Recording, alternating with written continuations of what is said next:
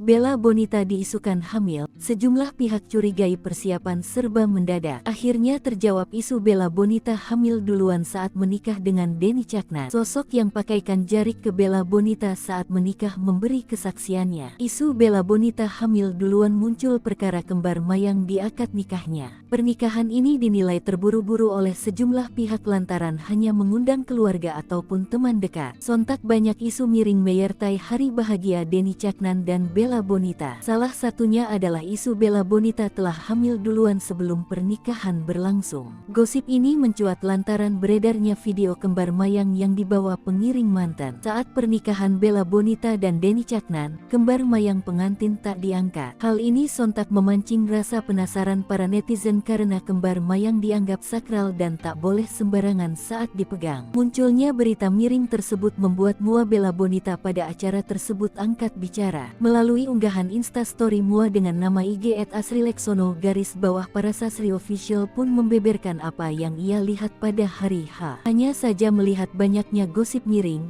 membuat Mua tersebut terdorong untuk memberikan kesaksiannya. Dan beberapa orang yang bicaranya jahat dan jatuhnya fitnah, membuat aku terdorong untuk menyampaikan hal ini. Dan aku merasa punya kewajiban untuk meluruskan. Saya bersaksi bahwa Mbak Bella tidak sedang hamil, karena saya yang memasang jarik. Saya pun seorang Mua dan juga seorang bidan. Jadi saya selalu tahu jika klien saya sedang hamil atau tidak. Dan bahkan 1 bulan yang lalu tanggal 18 Juni Mbak Bella saya make up untuk show, dan Mbak Bella saat itu sedang datang bulan. Kami hanya bisa mendoakan Mbak Bella dan Mas Denny selalu bahagia, langgeng selamanya, jodoh dunia akhirat, tutupnya. Sementara itu, Denny Caknan kini tengah menikmati masa pengantin baru bersama sang istri, Bella Bonita.